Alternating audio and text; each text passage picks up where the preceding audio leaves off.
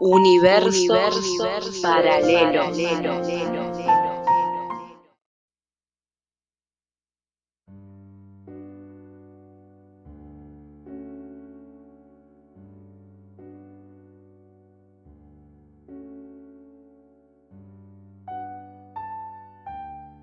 Bueno, estamos aquí en el Museo de Bellas Artes, en la ciudad de Salta capital.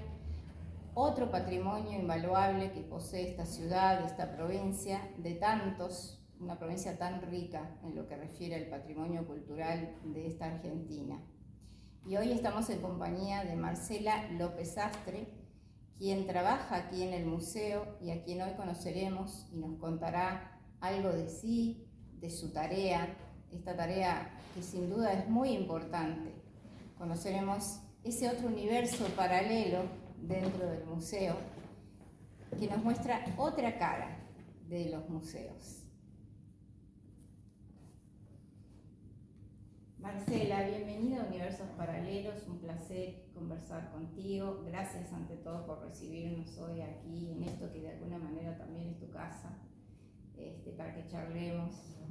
No, gracias a ustedes. La verdad que sí, de alguna forma siento que estoy en casa. Yo hace muchos años que trabajo en museos y en patrimonio cultural. Mi formación, en realidad yo estudié comunicación social y artes. Empecé las dos carreras en Córdoba. Yo nací aquí en Salta, pero me fui muy chica, me fui en un intercambio, terminé el secundario en Estados Unidos. Y volví a Argentina, estuve en Buenos Aires un tiempo y de ahí me instalé en Córdoba a estudiar, empecé las dos carreras, siempre sabiendo que me interesaba el arte y la cultura, pero me interesaba más la parte de investigación que de producción.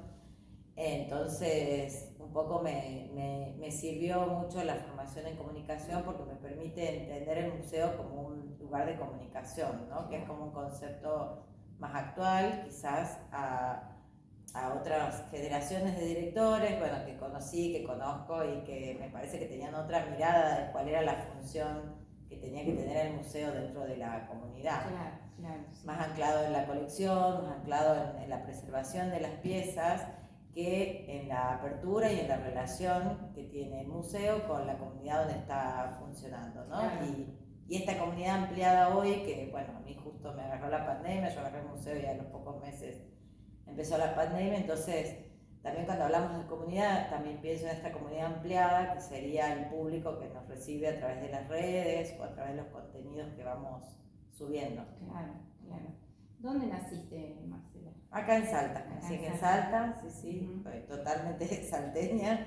Pero bueno, tuve la suerte, tuve el privilegio de poder estudiar afuera. Bueno, terminé el secundario, como les decía, en Nueva York y después estudié en Barcelona un tiempo. Y un poco lo que me pasó también, más allá de la formación académica que tengo, yo ahora estoy terminando el doctorado en artes en la Universidad Nacional de Córdoba. Mis estudios formales siempre los hice ahí, aparte del tiempo que estudié en Barcelona. Lo que me pasó fue que, toda mi carrera, ya de estudiante, empecé a trabajar en paralelo a los estudios. Entonces trabajé mucho en espacios independientes de arte, trabajando con otros artistas, sobre todo en espacios relacionados a la fotografía, en los 90. Y un poco esa fue la plataforma que a mí me permitió hacer lo que hago hoy, porque en un espacio de autogestión uno hace todo, digamos. Yo digo, hacíamos la fiesta para pagar el alquiler, claro. Hacíamos la revista, hacíamos el montaje. Entonces, de alguna manera, esa sería como mi formación inicial, ¿no? Claro. Que sería la práctica. Que bueno, yo agradezco haber tenido la motivación de empezar a hacerlo porque la verdad que creo que hoy ninguna carrera por sí misma te da la posibilidad de poder aplicarlo al campo, ¿no? Entonces, por suerte fui haciendo como las dos cosas en paralelo. Maravilloso. Y contame, ¿cuál es tu tarea aquí dentro del Museo de Bellas Artes? En este momento estoy como directora. Yo trabajé muchos años como curadora y de alguna manera hoy estoy haciendo las dos cosas también porque no hay un curador institucional en el museo. Pero bueno, la tarea del director un poco es lo que decías vos. Para mí el museo es como una gran casa que hay que mantener en buenas condiciones, con todas las dificultades que tiene la gestión pública, porque bueno, siempre los recursos son escasos, el personal es escaso, entonces siempre uno tiene que estar haciendo una tarea aparte de gestión de recursos. Pero bueno, básicamente es armar la programación, pensar qué se va a mostrar con un año de anticipación y un poco armar la programación de las muestras itinerantes. Nosotros tenemos toda la planta baja que es que van cambiando las muestras, y tenemos la planta alta que es la colección permanente, que es una muestra que se cambia cada un año y medio aproximadamente el guión, o quizás con más tiempo Con la colección, lo que estamos haciendo con el equipo, la verdad que por más de que seamos pocos, el equipo viene trabajando muy bien. Se aprovechó la pandemia para sacar todo el depósito, sacamos toda la colección, investigamos, actualizamos los inventarios, se ordenaron los depósitos cronológicamente de lo más antiguo a lo más contemporáneo. Y un poco lo que estamos haciendo es tratar de escribir nuestra historia del arte local. Nosotros estudiamos con una visión muy eurocéntrica de lo que es el arte. Salta tiene una producción artística, digamos, de nuestras culturas, o sea que es mucho más antigua a lo que sería la perspectiva esta eurocéntrica, que muchas veces se la ha dejado de lado o no se le ha dado mucha importancia, porque bueno, este sistema eurocéntrico del que hablo tiene como sus categorías, ¿no? Entonces dentro del sistema eurocéntrico las bellas artes siempre fueron las artes que estaban relacionadas con la producción europea, que sería la pintura al óleo, la escultura y demás. Entonces nuestra producción local siempre se la dejó como una categoría menor, que sería la categoría de la artesanía o de las artes aplicadas, digamos, de las artes de oficio. Entonces, bueno, por un lado es tratar de repensar un poco cuál es nuestra historia del arte local, desde estos orígenes, un poco volver a dar lugar a este tipo de producción en el museo, repensar las categorías, estas categorías que a veces repetimos porque están naturalizadas, bueno, repensarlas y realmente pensar, digamos, si este tipo de producción no amerita estar a la altura de cualquier otro tipo de bellas artes, porque la verdad que son técnicas complejísimas y que tienen como también un universo simbólico muy rico. Eso por un lado, y por otro lado también estamos, digamos, lo que sería rastreable de lo que es ya historia del arte, que sería más o menos los 40, la década del 40, del 50, que yo digo que es una década de oro en Salta de producción en general, no solamente plástica. Entonces tratar un poco también de repensar desde ahí algunos artistas fundamentales, como por ejemplo Pajita García Vez, bueno, María Martorell, Elsa Salfiti, algunos que serían como los referentes, que de alguna manera también, al nombrarlo a Pajita, estoy hablando de lo mismo, ¿no? Porque Pajita fue uno de los que vuelve a Salta y recupera la producción popular y local a través de su obra y a través del trabajo que hace en la escuela junto con Elsa Salfiti, ¿no? Marcela, ¿cuál es la tarea de una curadora, de un curador, en cuanto a las obras artísticas específicamente? Bueno, el rol del curador es antiquísimo, digamos. El curador históricamente viene de la persona que era la encargada de cuidar, justamente viene la palabra curador, de las grandes colecciones eclesiásticas y monárquicas, ¿no? De ahí viene un poco el rol del curador, que era el que tenía la llave del lugar donde se guardaban las piezas, que era el encargado de que eso se mantenga. Pero bueno, el mundo del arte se fue complejizando y el rol del curador fue tomando como mucha pregnancia y fue tomando como otra importancia, porque este cuidador era como estaba medio en la sombra, ¿no? El mundo del arte contemporáneo se complejizó porque creció el mercado y crecieron las demandas también de las colecciones y de los espacios. Entonces hubo un momento en que explota este rol del curador, que toma como mucha relevancia y como que se vuelve central en ciertos eventos, sobre todo del mundo del arte y del mercado del arte internacional, ¿no? Me parece que es un rol que está más equiparado como con lugares más grandes, si se quiere, y como sistemas un poco más grandes. Pero bueno, yo digo, para mí es como mucho más humilde el lugar del curador, que de esta gran figura que se armó, que me parece un poco un circo. Para mí el rol del curador es acompañar al artista o acompañar a la familia del artista. Muchas veces me ha tocado trabajar con familias que se encuentran de repente a cargo de un legado que no solamente los atraviesa desde lo material, porque no saben qué hacer con todo lo que les quedó del artista, de la familia, de los archivos, y también, que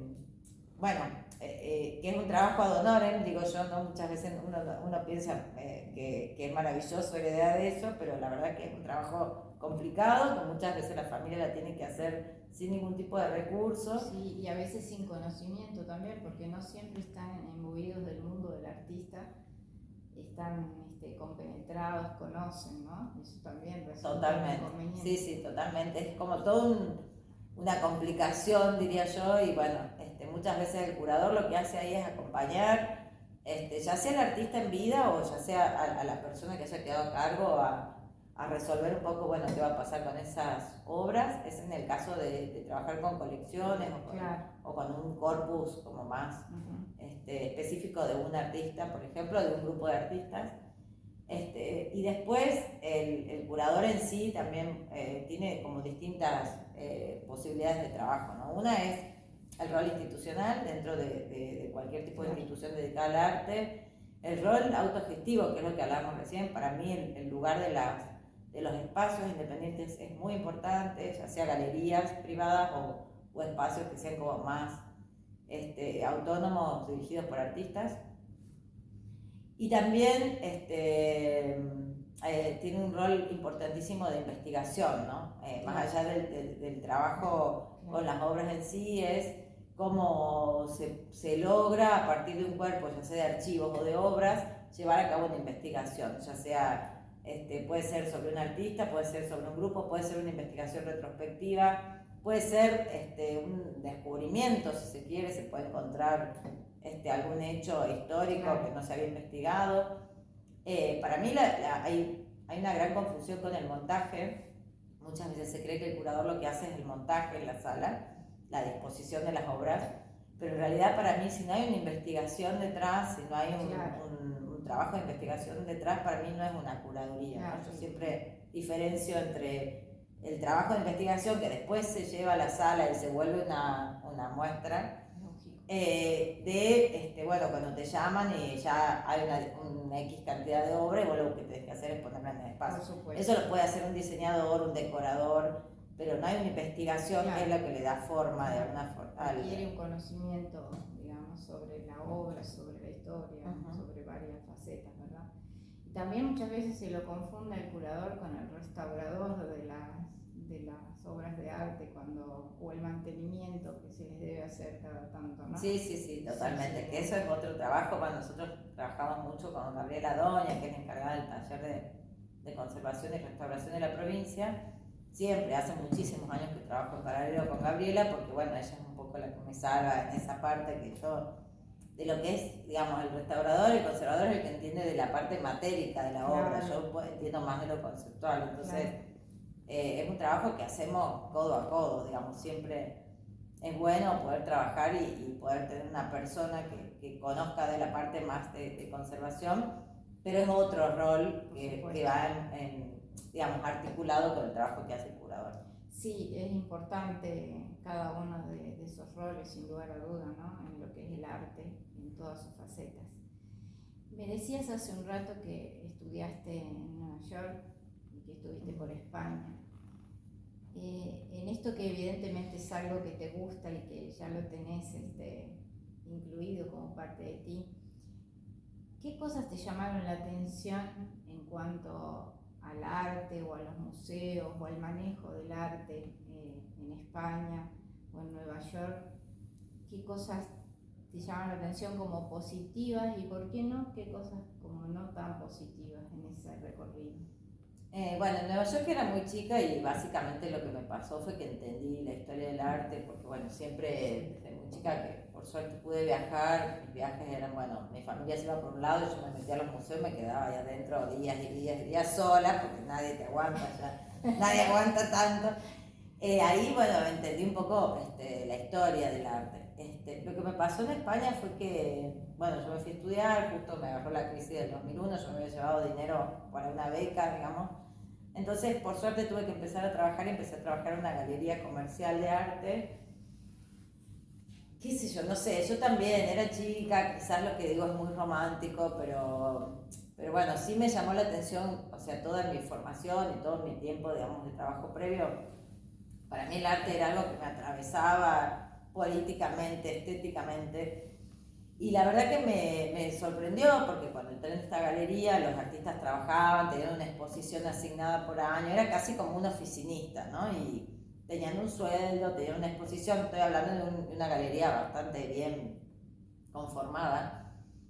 Y la verdad que no sé, me hizo mucho ruido, no entendía, digamos, no era porque era totalmente ligado al mundo económico y comercial y de repente a mí, que todavía era chica, me parecía que el arte iba por otro lado, ¿no? Veía que se usaba, había muchísimo dinero para hacer algunas piezas que para mí no tenían mucho sentido, ¿no? Esta cosa de todo lo contrario, quizás yo siento que acá hacemos, que los artistas hacen cosas maravillosas sin ningún tipo de presupuesto, y allá me pasaba al revés, había muchísimo presupuesto y me parecía que faltaba el contenido, ¿no? Que faltaba digamos, que faltaba la esencia de la obra.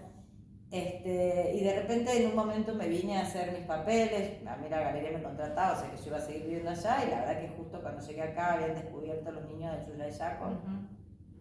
Tuve la suerte de empezar a viajar a la comunidad de Tolar Grande y bueno, y ahí se me quebró la cabeza y un poco mi sensación fue esa, ¿no? Que quizás acá era mucho más difícil trabajar, pero lo que yo hacía podía tener otro sentido mucho mayor que estar trabajando dentro del mercado del arte, ¿no? Que era lo mismo al final, bueno, yo digo, es lo mismo que vender, no sé, muebles o vender, no sé, como que se me equiparaba mucho a otro tipo de actividades comerciales que les faltaba algo que para mí tenía que ver con el arte, que era fundamental, ¿no? Que era este otro sentido más allá de la supervivencia. Obvio, estaría buenísimo que acá los artistas puedan vivir tranquilos y ganar su plata.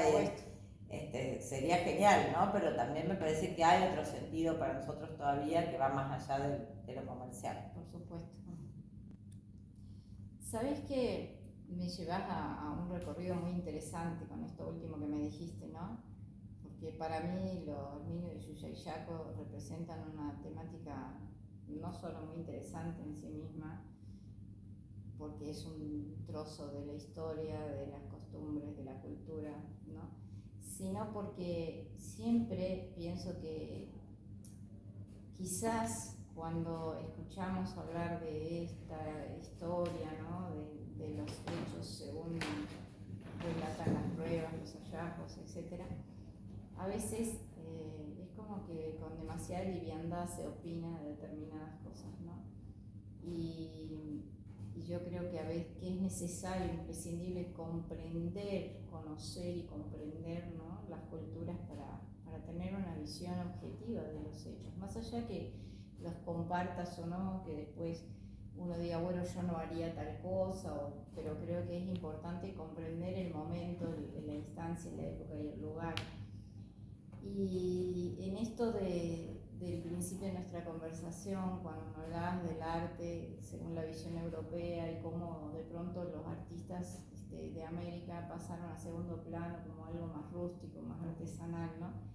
Y cuánto trabajo hay en la construcción, por ejemplo, de una vasija de arcilla, en una época que no había implementos más que las manos, el agua y el barro, luego poder comenzar a pensar en pintarlas, en dibujarlas y cómo eso perdura a través de los años. Entonces, si eso no es arte, de alguna manera, de hecho, en algunas instancias, algunos trabajos que hemos hecho y planteados en entrevistas, hablábamos de esto como los oficios culturales, porque de algún modo lo son.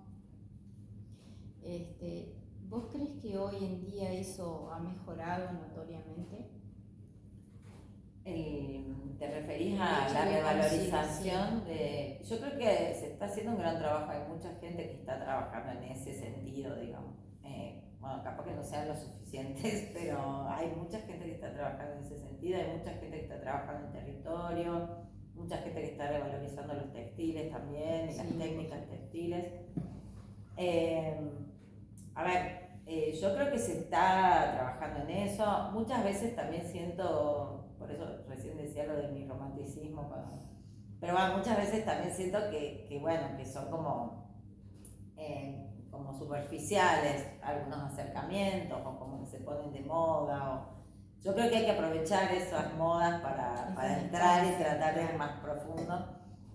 Nosotros el año pasado tuvimos una muestra de comunidades de mujeres tejedoras y alfareras de Campo Durán y de La Puntana, del Chaco salteño. Y bueno, eso, creo que hay una revalorización, hay como una visión también bastante romántica que tiene que ver con la pandemia de las comunidades, porque se empieza siempre, ¿no? Como que hay ayuda también de Europa para ciertos proyectos y demás. Pero bueno, la visión del europeo de las comunidades es bastante, no sé, miope si se quiere, porque bueno, las comunidades ya no están viviendo en la naturaleza como se cree, y no viven en una armonía con la naturaleza, ni mucho menos, ¿no? Entonces, a veces hay como cierto interés y se acercan a las comunidades con esta cuestión romántica de vivir en la naturaleza y demás, y las problemáticas de las comunidades son tremendas, ¿no? Desde, no sé, el envenenamiento del agua, no tienen tierras, no pueden circular, no tienen... Efectivamente. Entonces, por eso te digo, creo que hay mucha gente interesada y viendo y recuperando eso, pero bueno, hay que ver qué pasa cuando uno realmente se acerca al territorio y encuentra la realidad de esas comunidades, que no es esta cuestión por ahí idealizada que uno trae, ¿no? Sí. Y ahí, bueno, ahí me parece que es el punto crucial de ir a fondo, ¿no? De atravesar. ¿Y crees que en ese proceso, de algún modo, por un lado estamos defendiendo, ¿no? Y por otro lado, en ese proceso vamos perdiendo su cultura también, cuando vamos de algún modo arrinconando, podríamos Es que es decir? complicado porque, bueno, también esta misma visión que digo yo, romántica, purista, lo que intenta es que ellos sigan viviendo como vivían como vivían antes, y hay un contexto que ya no existe, digamos, entonces para mí eso es arrinconarlos. Y aparte, bueno, no sé quién tiene el derecho de decir qué, quién tiene el derecho de decirle al otro o a la otra cómo tiene que vivir, digamos. También tienen tantas problemáticas reales que yo no sé si uno puede tener el derecho de mantenerlos como en ciertas situaciones muy complejas, ¿no? Por supuesto. Son temas muy complejos, no soy especialista, es algo que me toca todo el tiempo y me atraviesa todo el tiempo, pero bueno, creo que es un tema muy complicado. Yo creo que hay que revalorizarlos, pero desde el lugar desde el que ellos nos digan o nos permitan, como que la clave para mí está en esa, escucharlos y bueno, respetar también lo que nos planteen las comunidades. Por supuesto, tienen derecho a su elección. Sí. Bueno, te traigo de nuevo a este mundo tuyo diario. ¿Cómo, hace un rato me decías, programas para un año, ¿no? ¿Cómo decidís o cómo decide el equipo, qué criterios aplican para decir, bueno, este año será de esta manera, tales obras, tanto tiempo, o bueno, esta permanecerá todo el año y en otra sección del museo irán rotando? ¿Cómo deciden ese cronograma anual de exposición? Bueno, por un lado están ya compromisos que la pandemia también como que nos viene arrastrando y venimos como... pero bueno, hay algunos lineamientos básicos que me parece que tienen que ver con la realidad, y este año, por ejemplo, estamos trabajando en un proyecto que tiene que ver justamente con la problemática ambiental, que es un proyecto que se va a trabajar en la fachada con un tejido colectivo, un tejido que vamos a hacer en distintas jornadas con la gente, que lo está coordinando Paula Casal del Rey, que es una artista salteña local. que lo que vamos a hacer es un tejido que va a tapar como las partes de vidrio de afuera del museo con desechos industriales de embalajes, digamos. O sea, lo que vamos a tratar es un poco repensar esta cuestión, que era lo que hablábamos recién, esta cuestión, ¿no?, de que muchas veces todavía se tiene como al artista en un limbo, que no come, que no... volver a reconectar con el sector productivo, y lo que nosotros estamos haciendo es pedirle a las empresas que nos donen quizás sus residuos de embalaje, y con eso vamos a hacer una pieza que va a estar instalada en la fachada y una pieza que va a estar tejida por la comunidad en general. Van a ser, la idea es que sea una pieza colectiva, y ahí, bueno, ese proyecto atraviesa muchos temas, ¿no? Por un lado, esto, la problemática ambiental y la cuestión de que a veces lo que para las grandes empresas es residuo, para los pequeños productores es materia prima. Por otro lado, esta cuestión del trabajo colectivo, ¿no?, que también tiene que ver un poco con la visión eurocéntrica o local de la producción, porque ahí se desdibuja un poco la autoría de la obra, y empezamos a pensar que todo es una producción colectiva, ¿no? Hacer evidente que en realidad siempre hay como que ya no existe esta cuestión de la, no sé, de la inspiración, de la originalidad, nada, que estamos todos atravesados por todo, y que bueno, que toda pieza de alguna forma siempre está atravesada por muchas influencias. Bueno, eso por un lado, ese proyecto lo estamos trabajando con apoyo de la Fundación Williams. Y por otro lado, bueno, hay como ciertos lineamientos que son los que les contaba antes, esta cuestión de reescribir la historia del arte local. Entonces, por ejemplo, todos los principios de año siempre empezamos con una artista salteña, mujer. O sea, tratamos que en marzo o abril, que las muestras más o menos duran 2 meses, 2 meses y medio, siempre tratamos de empezar el año con una artista salteña local, tratando de revalorizar, ya sea histórica o, bueno, en este caso una artista contemporánea. Ese es un eje que estamos tratando de trabajar todos los años. Claro. Y después tenemos muchas muestras de artistas locales, ya sean homenajes. Por ejemplo, hay un homenaje a Clix, que es una artista que falleció hace pocos años, que sería la muestra que seguiría la de Lori Rodríguez, que es la artista que vamos a trabajar en marzo. Después hay una muestra que se llama, bueno, hay una muestra pedagógica que tiene que ver con la historia de la fotografía, que es una muestra que trae la Embajada de Francia, que también creemos que el museo tiene que ser un lugar de aprendizaje, que las muestras tienen que servir para que la gente también pueda aprender otro tipo de cuestiones. Bueno, y esa muestra es básicamente sobre la historia de la fotografía, desde el primer fotograma hasta la actualidad, como también hoy la fotografía nos atraviesa como individuos. Y después tenemos una muestra que se llama Grandes Maestros, que es una muestra de Gabriela Mesina, que es un video y retratos de casi 120 artistas, que esa muestra va a estar en paralelo con una muestra de 4 artistas que de alguna manera son los grandes maestros locales, que son artistas que tuvieron mucha relevancia en la escena del arte local. Entonces, un poco los grandes maestros a nivel nacional van a acompañar a nuestros grandes maestros. Y después tenemos el Salón Nacional, el Salón Provincial, que se hace acá todos los años. Finalizamos el año con el Salón Provincial.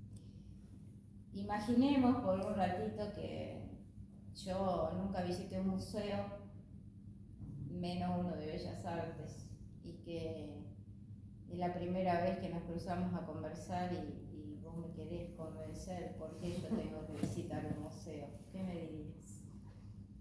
A ver, voy a hablar desde mí, ¿no? Para mí el museo, me di cuenta grande después, ¿no? Pero bueno, para mí esta cuestión, ¿no?, de esta no sé, sacra del museo, para mí era como una experiencia bastante espiritual. No sé si es lo que se van a encontrar hoy, pero me parece que el museo te permite experimentar cosas que en el mundo y en la vida cotidiana no experimentamos. También hay una manera de experimentarlo distinto, porque bueno, estos son como lugares quizás a veces silenciosos o no, pero como que uno tiene una actitud diferente, ¿no? Una recepción diferente de lo que está sucediendo. Claro. Y bueno, y sobre todo acá, digamos que todavía los museos son gratuitos. Yo siempre les digo, bueno, pasen, entren, pregunten, o sea, sáquense la idea de que tienen que saber algo, o sea, son espacios abiertos, tienen que preguntar, acérquense a alguien, sáquense las dudas. Para mí son lugares que nos permiten eso, experimentar algo que no experimentamos en la vida cotidiana y en el mundo del día a día, ¿no? Claro. No sé si te convencería, pero bueno, no perdés nada. O sea, entrando y preguntando no perdés nada. Y quizás ese ambiente silencioso del museo, ¿no? No un silencio sepulcral que me lleve a sentir que por ahí no me siento muy cómodo, sino ese otro silencio que me permite a mí contemplar, ¿no? Y detenerme en la observación y tener esa interrelación, porque cualquier obra de arte es una forma de comunicación. Entonces esos silencios permiten esa comunicación. Bueno, la verdad que te agradecemos muchísimo que nos hayas recibido. No, por favor, gracias. Ha sido un placer. Le voy a una última anécdota que siempre yo trabajé muchos años con la familia Ferrari, cuando hablaba de esto de las familias que heredan, Sí. bueno, de Augusto y León Ferrari. Y me llamaba mucho la atención porque cada vez que hacíamos una muestra, sea donde sea, caía toda la familia, eran como 30 personas, todos opinaban. Yo decía, ay Dios, ¿qué pasa? ¿Qué es esto? Bueno, después de casi ya la última muestra que hicimos juntos, tuve varios años en la fundación y ya la última muestra, hablando con ellos les pregunto, bueno, pero ¿por qué? Entonces ellos me decían, bueno, lo que pasa es que nosotros no festejamos Navidad, no vamos a misa, no tenemos Año Nuevo, dice. Nuestros encuentros familiares son las muestras, ¿no? Mira vos. Entonces ahí dije, claro, porque digamos, era esta cuestión de que para mí se cruza mucho, digamos, todo lo que podría ser religioso o espiritual con la experiencia que yo puedo tener en algunos momentos, ¿no? Cuando estoy dentro de una muestra o produciendo una muestra. Claro. Y esa anécdota me sigue todo el tiempo, porque yo decía, claro, ahí entendí, digamos, esta confluencia, ¿no? Familiar y bueno, y eso, como también las muestras te van atravesando de otras maneras, bueno, eso, para mí hay una experiencia espiritual, digamos, Sí, hay una religiosidad, si se quiere, que no tiene que ver con una religión Sí, en sí, particular, sino que tiene que ver con otro tipo de Claro, experiencias. es comulgar en un mismo interés que une a las personas, ¿no? Y comparten el placer de ese instante, ¿no? Que también tiene algo de sagrado, ¿no? Compartir el placer de los instantes. Lo que no te pregunté es si ustedes también hacen talleres acá. Hacemos talleres, ahora hasta el 5 tenemos abierta la convocatoria de propuestas, pero tenemos toda una formación anual. La idea es que el museo sí también sea un espacio de formación paralelo, digamos, al espacio de contemplación. Claro, me imagino que todo eso en las páginas del museo. Sí. Pueden encontrar. Ahora el 5, bueno, terminamos de recibir los proyectos y ya vamos a publicar la propuesta de todo lo que van a ser los talleres desde abril hasta febrero del año que viene. Buenísimo. Bueno, muchísimas gracias, Marcela. No, gracias a ustedes. Por compartir con el equipo de Universos Paralelos y bueno, esperamos que esta no sea la última vez que podamos conversar. No, por favor, ha sido cuando muy quieran. grato visitar el lugar y charlar con vos. Muchísimas gracias por todo. No, por favor. Y bueno, los invito a los 3 del 5 de marzo a la inauguración de bueno, Gloria Rodríguez. aquí estaremos. Dale.